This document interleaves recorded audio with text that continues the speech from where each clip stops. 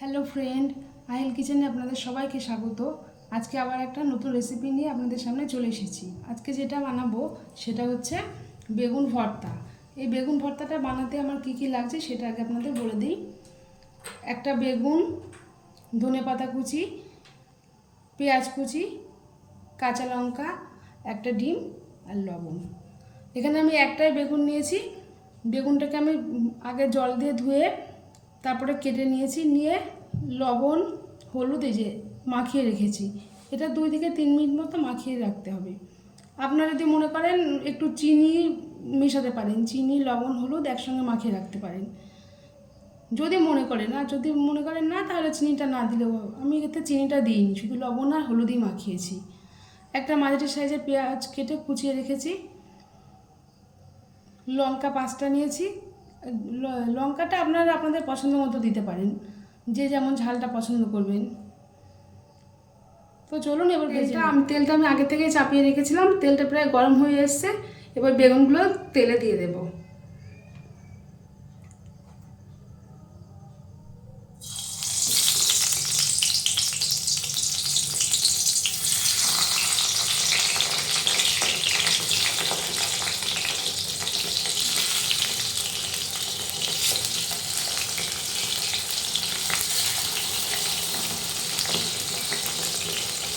এবার একটা চাপা দিয়ে দেবো। এবার বেগুনটাকে একটা ঢাকনা দিয়ে ঢেকে দেবো, যাতে বেগুনটা আস্তে আস্তে নরম হয় এবং আস্তে আস্তে ভাজাটা হতে থাকে। তখন ঢেকে দিয়েছিলাম। এবার ঢাকনাটা খুলে একটু দেখে নেবো কত দূর হয়েছে।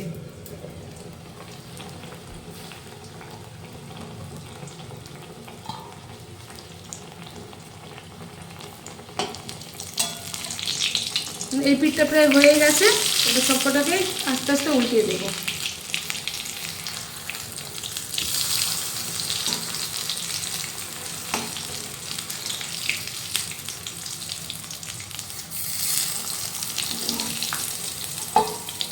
সাবধানে উল্টাবে, যাতে তেলটা আবার ছিটকে পায় না যাতে।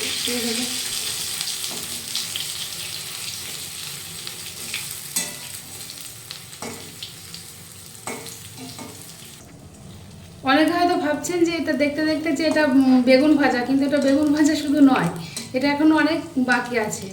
এইভাবে ঠিক ভেজে নিয়ে তারপরে ভর্তাটা রেডি করব। তা দেখতে থাকুন। এই পিঠটা তাহলে হোক, আমি আবার চাপা দিয়ে নিই। আবারও একটু ঢাকনাটা খুলে দেখে নিই কত দূর হয়েছে। প্রায় হয়ে এসছে, আর খুব কম সামান্য বাকি আছে। প্রায় হয়েই এসছে।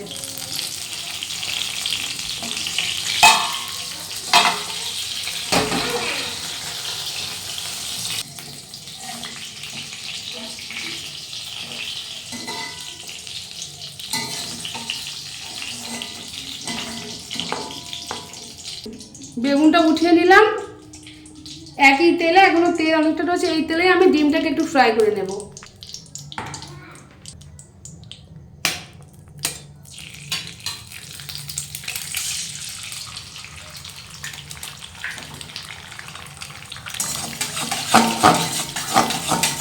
ডিমটাকে ঠিক এইভাবে নাড়তে হবে, খুব বেশি কড়া করে ভাজতে হবে না। আপনারা যদি মনে করেন ডিম দেবেন না, নাও দিলে দিতে পারেন, কিন্তু ডিম জিনিস তো যাটা দেবেন সেটা একটা সুস্বাদু ভাব আসে। না দিলেও কোনো অসুবিধা নেই।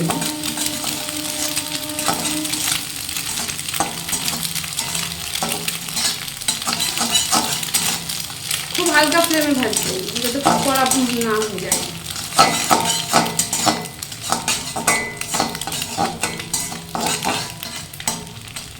এভাবে একটু থাক।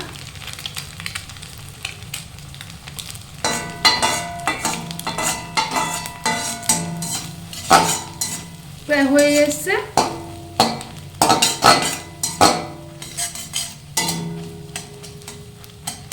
হ্যাঁ, প্রায় হয়ে এসছে। এবার উঠিয়ে নেব। এই যে হালকা একটু বাদামি ভাব এসছে, দেখুন। এই যে আপনাদের কটা উঠিয়ে দেখে নিই, ব্যাস। এবার আমি উঠিয়ে নেব ডিম ভাজাটা।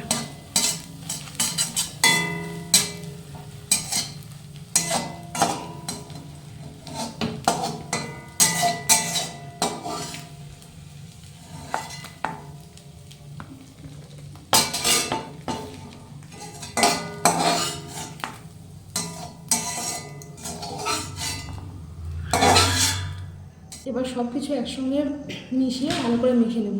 পেঁয়াজটা আগে লবণ দিয়ে মেখে নিচ্ছি। লবণ একটু, যেহেতু বেগুনে লবণ দিয়ে ভেজে নিয়েছিলাম, সেহেতু লবণটা একটুখানি কমই নিয়েছি।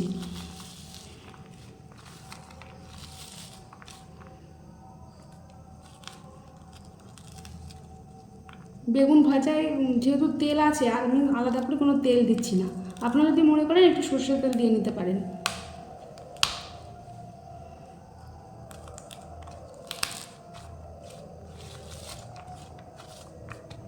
ধনে পাতাটা এর মধ্যে দিয়ে মাখিয়ে নিচ্ছি। এবার বেগুনগুলোকে ভালো করে মেখে নেব। খুব সুন্দর একটা গন্ধ বেরিয়েছে। বেগুনগুলো একসঙ্গে ঠিকভাবে মাখিয়ে নেব। বেগুনটাকে কিন্তু অবশ্যই ঠান্ডা করে তারপরে মাখবেন।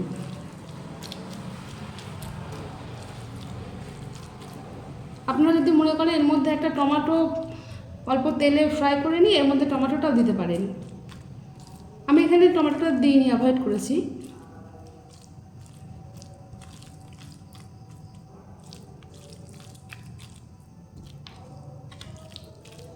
গরম ভাতে কিংবা রুটির সঙ্গে জাস্ট জমে যাবে এটা।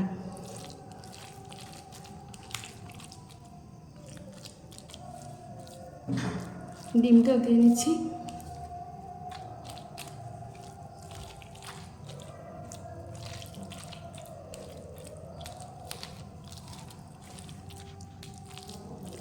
দেখতে কত সুন্দর লাগছে দেখেছেন? স্বাদেও ঠিক ততটাই সুন্দর হবে।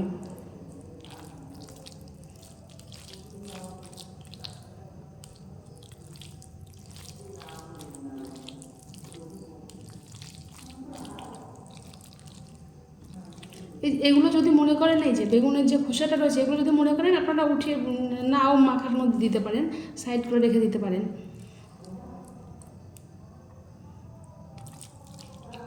আমি কিছু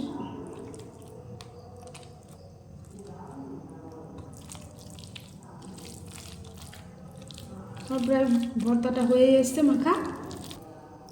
মাখাটা আমার প্রায় পুরোপুরি কমপ্লিটই হয়ে এসছে। এবার আমি রুটির সঙ্গে এটাকে সার্ভ করব। আপনারা গরম ভাতের সঙ্গেও করবেন। দেখুন কত সুন্দর দেখতে লাগছে।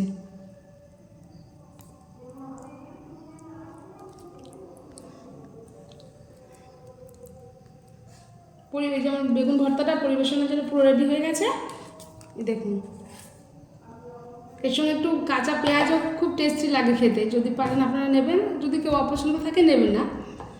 আমি দুটো লঙ্কাও নিয়েছি, কারণ ভর্তার মধ্যে একটু লঙ্কাটা কম দিয়েছি। এইভাবে ছিঁড়ে আমি একটু খেয়ে নিচ্ছি। খুব টেস্টি। তো বন্ধুরা, চটজলদি আপনারাও আমার মতন বানিয়ে ফেলুন। খেতে কেমন হয়েছে অবশ্যই জানাবেন। আজকের মধ্যে এখানেই শেষ করছি। সবাই ভালো থাকবেন, সুস্থ থাকবেন। পরে আবার দেখা হবে অন্য নতুন রেসিপি নিয়ে। আর হ্যাঁ, চ্যানেলটাকে অবশ্যই সাবস্ক্রাইব করবেন। আরও নতুন নতুন অনেক রেসিপি এই চ্যানেলে দেওয়া আছে, প্লেলিস্ট থেকে আপনারা দেখে নেবেন। চ্যানেলটাকে শেয়ার করবেন।